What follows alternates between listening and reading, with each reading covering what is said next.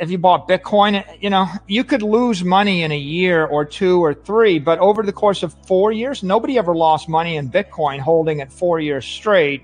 Right. And I think that that's a story with most dominant networks. It's like, if you're buying it without intention to hold it 4 years, I don't think you're buying it for the right reason. The reason to buy Bitcoin is to give it to your kids and your grandkids because it's a long duration treasury reserve asset. Buy it for the people you love or to support the things you love. If you want to trade, you can gamble commodities or go to a casino or gamble on sports or whatever, but this is something to hold for a decade or decades. And if that's the case, then the worst thing you can do is stare at the way the market trades every day, because anybody that tells you what they know which way it's going, it really just wants your money. They want to generate a commission and they want to make you insecure. But my inbox is full of all these dudes offering me a special trading strategy where they're telling me that they can help me make more money by using their patented trading strategy. And I feel like I got approached by some shyster that tells me he knows how to, win at roulette, and he's got a special roulette computer. Yes, that's all. I'm like, dude, man, there is no such thing, and you don't know.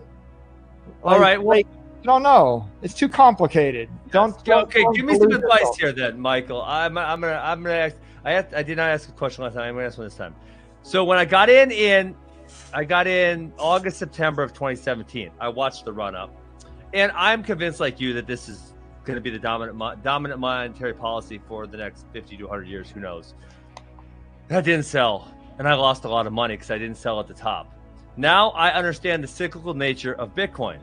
Right. But I'm very split in my heart of when it goes up, and I understand it will probably go back down a little bit. Should I sell some of it? Should I sell all of it? Should I sell none of it because of my morals? Like, what advice would you give me there? Because now a lot of us who've been in this game more than 4 years, we understand the cyclical nature of Bitcoin. I think the way you use Bitcoin is as a long-term savings account. So if you want to have a portion of your money that you like to gamble with and speculate with and bet on things you're passionate about, take that part of your money and invest it in new ventures or invest it in cool things.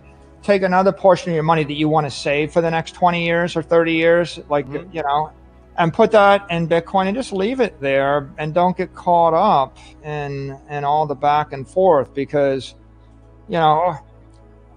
it used to be people. MicroStrategy speculate at all, like on the cyclical nature of it, or it's in there permanently?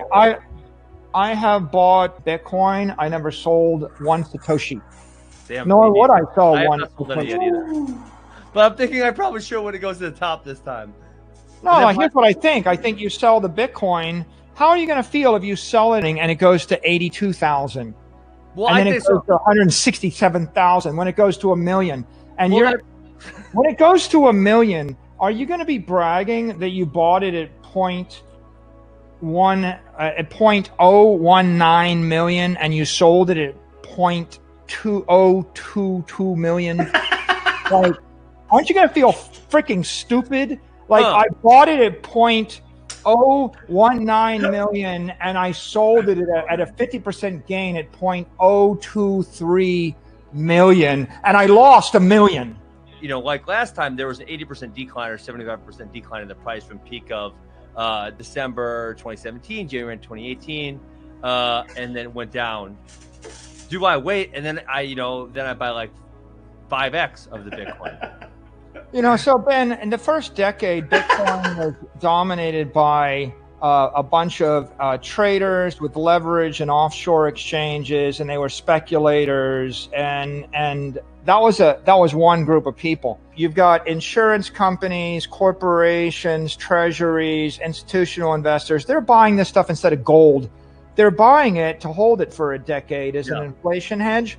They're not using leverage. They're not using offshore exchanges. They're not speculators. Their mindset is, I'm going to hold it for 10 years. What can I buy that's better? If I sell it, I'm going to generate a tax bill and I'm going to buy something inferior. So they're not going to sell it, and that means you're not going to see, I think, that kind of volatility. So you think? I mean, I've heard you talk about you think the volatility is going to be tamped down a little bit in this cycle. I think it already is. I mean, if you look at it, the volatility of Bitcoin is decreasing, and the volatility of everything else is increasing. Let me give you one more metaphor, Ben. Yes, I love metaphors. LeBron James started playing basketball at age 9. Yes. And by age 18, all the scouts knew this is the best high school basketball player in the world, and he's probably one of the best professional basketball players in the world. At age 13, he probably punched somebody on the court, and he might have missed a game at 15 because he smoked some weed. And he's a little bit volatile here and there because he's at age 11. Maybe he got pissed off at someone. And you're like, oh, LeBron James is volatile. When's he going to blow up again?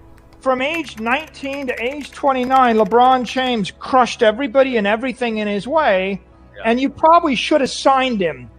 Because just because someone's first 10 years, they were promising and volatile, doesn't mean that the next 10 years of the athlete is going to be an exact repeat. Yeah. It isn't, man. When you're 25-year-old, you don't act like when you were 13 years old. Right. And Bitcoin is moving from its first 10 years to its next 10 years. And it's a much more mature asset. It's not, you can't look backwards and say, I'm sure it'll be like it used to be. All right. So Michael, all you said was, Ben, if you sell even one Satoshi, I'm not your friend anymore. All right. I'm done. Hold on. If I even sell one Bitcoin, I'm gonna have this thing in the back of my head like, oh, Michael's not your friend. How bad of an idea this was. I'm such an idiot. Don't do this. Right. Ben, let me just say one more thing.